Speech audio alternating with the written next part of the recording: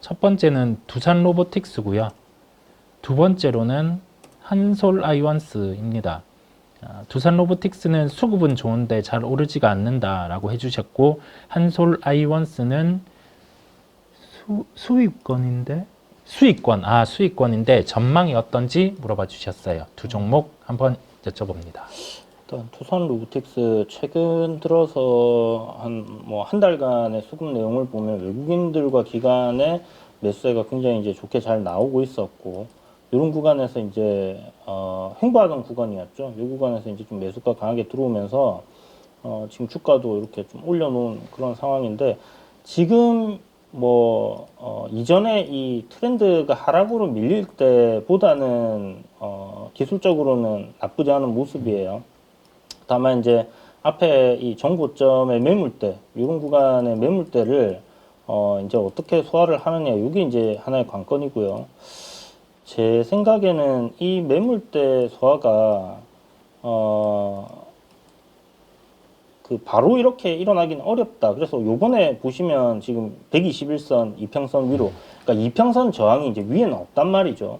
그래서 요거 돌파해 놓고 앞에 매물 소화를 하는 좀 그런 흐름이다라고 봐야 될 것 같은데, 사실 지금 로봇에 뭔가 무슨 이슈, 모멘텀이 뭐가 있지? 하는 생각을 해보면 별로 딱히 그렇게 막 꽂히는 게 없어요. 그래서 레인보우 로보틱스라든지 아니면 이제 다른 로봇 관련주들의 주가 흐름을 보면 아직은 여전히 추세는 살아있는 그런 흐름이긴 한데, 이거 뭔가 이거 이대로 계속 좋아질까? 저는 잘 모르겠네요. 만약에 평단이 높으시면 앞에 일단 요 전고점까지는 한번 돌파하는 흐름들이 나올 것 같고, 이 이후에 시세 탄력을 좀 더 준다라고 하면 시세 좀 더 나올 수 있겠지만, 지난번에 레인보우 로보틱스도 한번 올리려다가 이제 밀렸잖아요. 이렇게 보시면 이런 박스권 만들다가 밀린 것처럼 그 정도의 흐름으로 봐야 되지 않겠나 싶습니다. 그래서 지금 단기로 만약 접근하신 거면 어제 저점 정도, 요 거래대금 터진 이 날의 시가나 종가 정도의 기준, 이런 구간을 이탈 안 하는 선에서만 보시고, 이탈하면 일단 대응했다가 한 21선이나 이런 구간에서 다시 한번 공략해 본다든지 그렇게 접근하시는 게 좋을 것 같아요. 다음으로는 한솔 아이원스. 네, 한솔 아이원스 한번 물어봐 주셨어요. 한솔 아이원스는 글쎄요, 일단 주가적인 측면, 기술적인 부분만 놓고 본다라면, 요거는 이제 그 이사님이 지난번에 기업 내용들은 설명을 다 잘 해주셨기 때문에 그런 부분들 참고하시면 되고, 이거 지금은 요 거래 정지가 되어 있던 이런 가격단들이 저항으로 작용하는 경우들이 많습니다. 그래서 보시면 앞에 한번 깨고 내렸다가 올라올 때 여기서 이제 저항을 받았잖아요. 그리고 요 구간을 지켜내고 이렇게 올려주면 좋은데, 이런 식으로 좀 더 추가적인 하락이 나오는 경우들도 상당히 많이 있어요. 그래서 중요한 포인트는 이제 지금 파동상 저점이 이렇게 두 번이 만들어졌잖아요.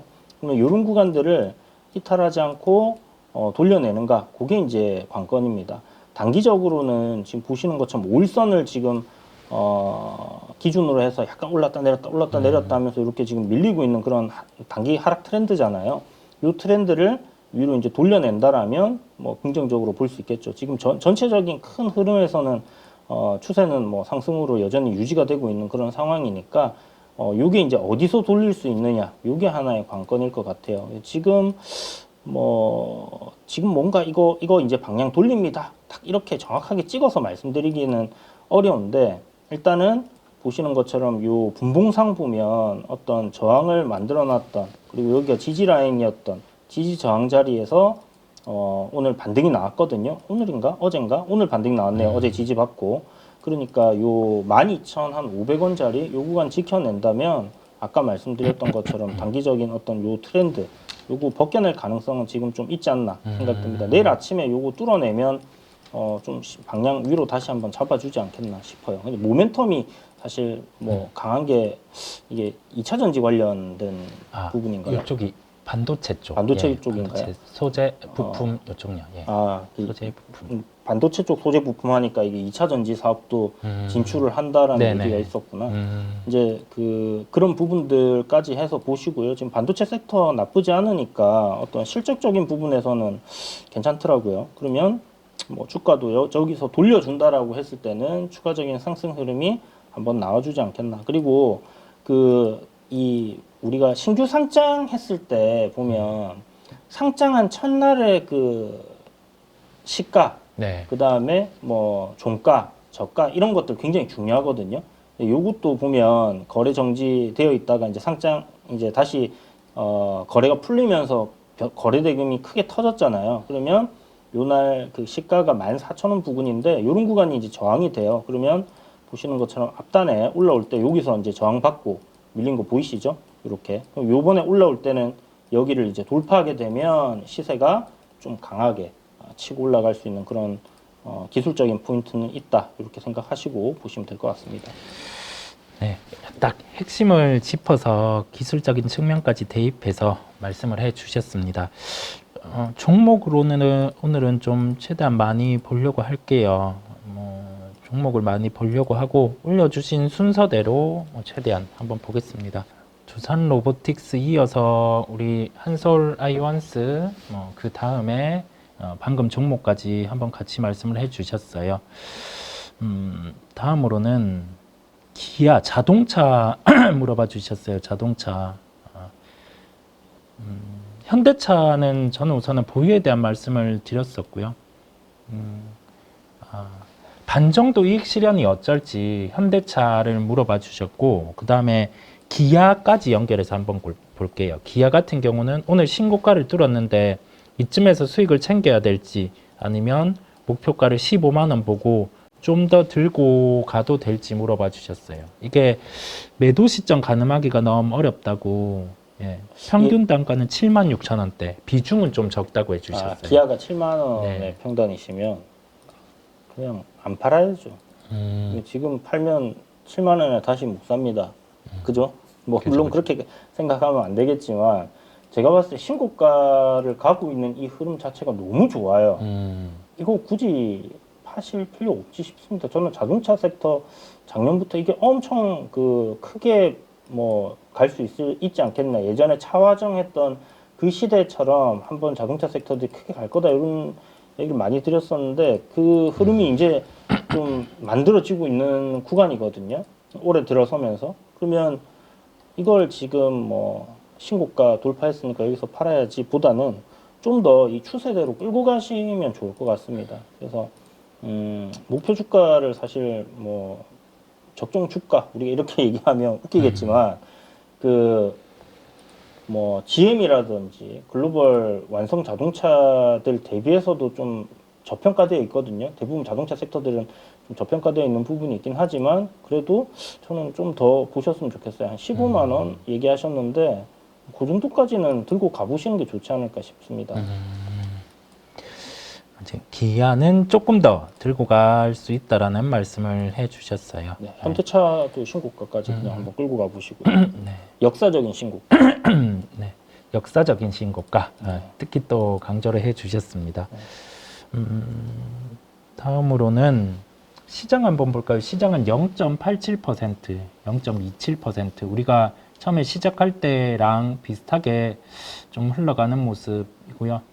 IT 쪽 상승이 좀 추가되는 게 이수페타시스 같은 경우가 상승이 10%까지 좀 올라오는 모습을 보여주고 있습니다. 달빛 물결님께서 슈퍼챗을 쏴주셨어요.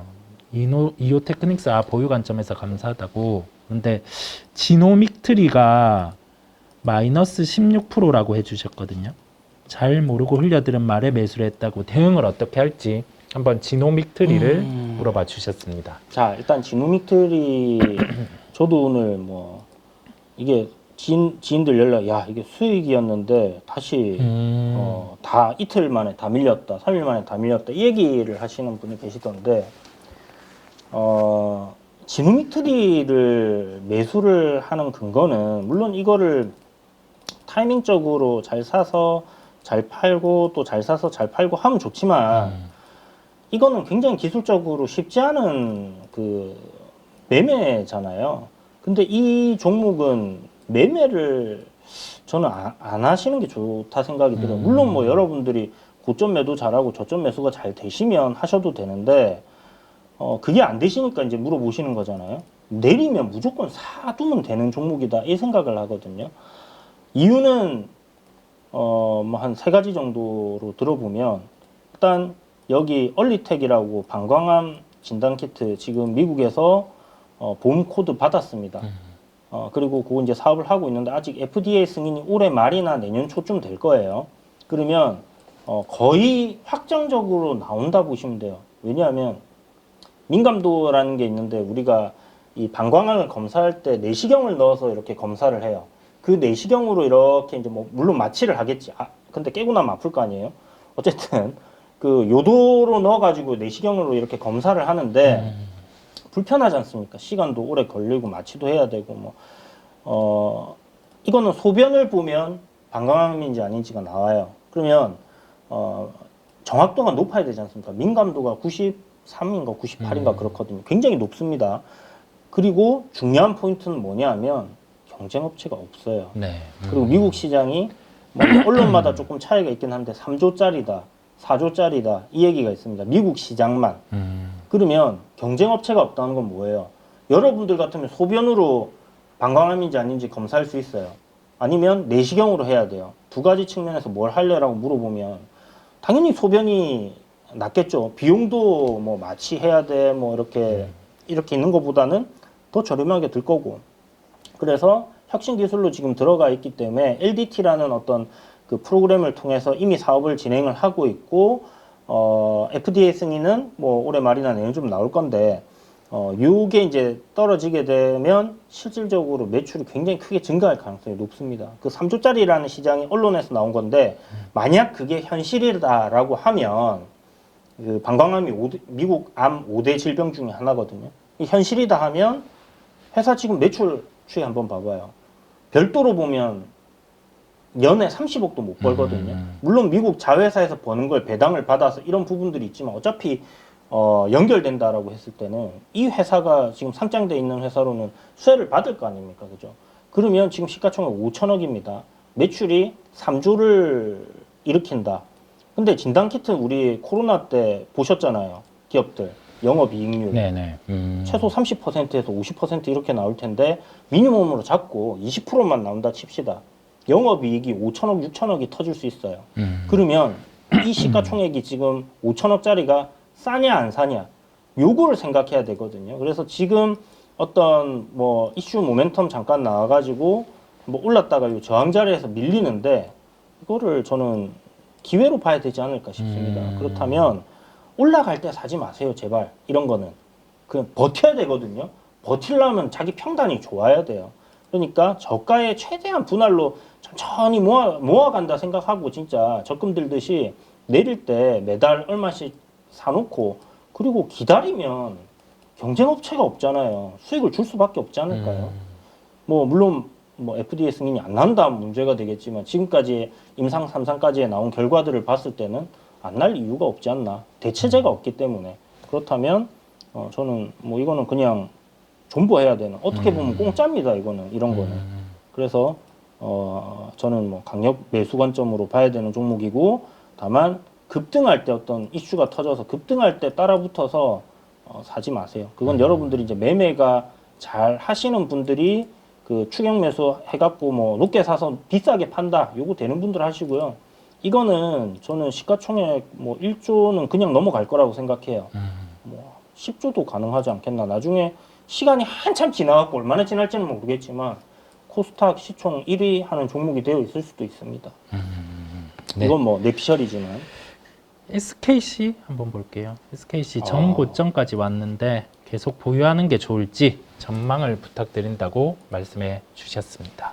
SKC는 뭐 계속 제가 유리기판 얘기 드리면서 다른 거는 일단 뭐 소재 뭐 이런 거 잘 모르겠고 가벼우니까 우리가 매매 관점인데 요거 한 종목이 투자의 관점이다 이야기 드리면서 여러 번 밑에서 이렇게 얘기 드렸죠. 뭐 이런 저항 돌파할 때도 이때까지만 해도 뭐 유리기판에 대해서 대단하게 나온 게 없었어요.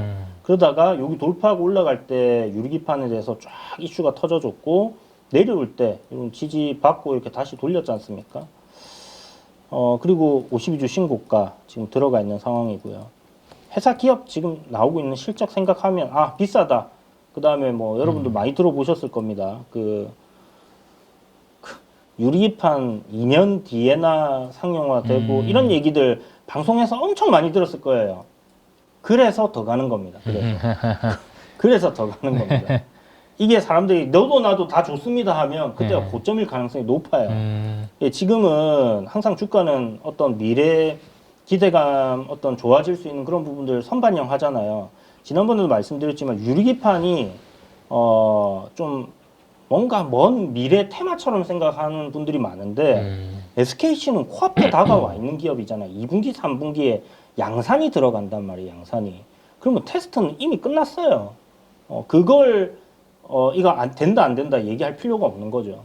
주가가 말해주잖아요. 주가가 이렇게 이 무거운 종목이 여기서 이렇게 들어올렸는데 그러면 조정 이후에 다시 올라갈 때 당연히 잡아야 되는 거고 지금 월봉을 보면 와, 역사적인 신고가 이거는 조금 저는 여기까지는 생각을 했는데 이 다음 단계는 사실 어떻게 고민을 해야 될까 이런 부분이 있거든요. 수급적으로 봤을 때 굉장히 지금 부담스럽긴 합니다. 그래서 평단 이게 이제 추세적인 관점으로 놓고 보면 평단이 만약에 낮다라고 했을 때는 11선 안 깨지면 저는 좀 한번 끝까지 버텨보는 걸로 그래 갔으면 좋겠고 만약에 평단이 좀 높다 하면 20만 원 요 라운드 피겨를 기준을 잡고 여기서 한 절반 정도 익절하고 나머지는 한 번 더 보는 거 좋을 것 같아요. 그 유리기판 나오면 경쟁 업체들 다시 시장에 들어올 때까지 지금 HBM 봐봐요. 경쟁 업체 없으니까 SK하이닉스 계속 가듯이 유리기판도 얘네들이 양산하고 만약에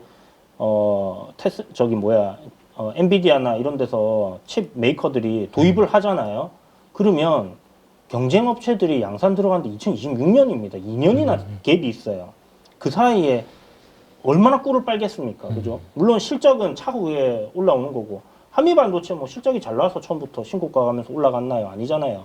그런 것처럼 그 어떤 그 독과점적인 기술을 가지고 있는 그런 기업들은 이런 식으로 주가가 선반영하는 경우도 굉장히 많다라는 거 기억하시고 일단 추세적으로는 우상향이니까 지금 당장 팔 필요는 없을 것 같다. 그래서 평단 낮으신 분들은 11선 기준 잡고 꼭 깨지면 비중을 다 팔지 말고 비중을 한 3분의 2 정도 정리했다가 다시 밑에서 저점 잡고 돌리는 시점에 또 3분의 2 판 거 다시 사고 그런 식으로 해서 이 종목을 좀 끌고 가시는 전략으로 보시면 좋겠다라는 생각이 듭니다. 네, 대응에 대해서 좀 세부적으로 나눠서 말씀을 해주셨습니다. 유리기판 관련해서도 같이 말씀을 해주셨고요. 다음으로는 요 종목이 조금 안타깝기는 한데 LG에너지 솔루션입니다. 손절하기에는 손해가 너무 크다고 말씀을 해주셨어요. 어느 정도인지는 말씀해 주시지는 않았고요. 비중이 15%라는 말씀을 해주셨습니다. 이거 진짜 어려워요. 네, 그러니까요. 이게 지하실 끌고 내려가는 흐름이라서 여기 앞에 보시면 상장 이후에 지금 현재 요 구간을 제외하고 보면 여기가 저점이었거든요. 이런 저점 구간을 지금 깼잖아요. 깨고 내렸는데 요번에 그 최근에 이제 2차 전지 반등 한번 나올 때 올라왔단 말이죠. 올라왔는데 이게 그러면 요 위에 안착을 하고 지금 올라서는 그림이냐? 아직은 아닌 것 같아요. 여기 저항이니까 그냥 저항 맞고 빠지는 그림이거든요. 지금 최근에 5월 말에 만들어져 있는 32만 6천 원, 32만 5천 원, 요 자리 깨지면 글쎄요, 어디까지 빠질지 가늠이 안 됩니다. 이거는 대응을 좀 하시는 게 좋지 않겠나 싶은데 어쨌든 이게 뭐 시간이 지나서 보면 저기를 깼다가 반등을 주는 그림이 나올지 아니면 뭐 업황이 이제 바닥이다 이런 얘기들이 많이 나오니까 이런 식으로도 잡힐 수 있거든요. 뭐 보면 보통 우리가 바닥을 만드는 어떤 흐름들은 쌍바닥을 만들든지 아니면 이렇게 역회된 숄더를 만들어주고 올라가는 경향들이 있어요. 그래서 이런 그림들이 여기서 만들어진다면 뭐 하반기에 금리 인상이라든지 뭐 메탈 가격 상승이라든지 2차 전지의 판매가 호조가 된다든지 이런 어떤 모멘텀이 붙어준다면 이런 그림들이 나올 거고, 그게 아니라면 뭐 계속 질질질질 흘러내리겠죠. 내렸다 올렸다 내렸다 올렸다 하면서. 저는 지금 단계에서 뭔가 이 역회된 숄더가 나오고 돌릴 수 있다, 이거는 굉장히 저기 희망 회로를 많이 돌려야 되는 상황이지 않나라는 생각이 네. 들고요. 업황이라는 게 돌아섰다고 해서 주가가 꼭 올라간다는 보장도 없기 때문에 그래서 중장기 투자가 좀 어려운 것 같습니다. 그죠. 네. 좀 어려움이 있는 것 같습니다. 아무튼 요 32만 5천 원짜리를 좀 대응해야 되는 가격단으로 생각해 놓고 한번 보시고, 네. 여기 안 깨지고 이렇게 뭐 살짝 깼다가 올린다든지 그 위에서 올린다든지 아니면 밟고 올린다든지 네. 어쨌든 요 구간에서 좀 쌍바닥 만들어주고 이렇게 좀 쭉쭉 올라주기를 그렇게 제가 기도해 볼게요.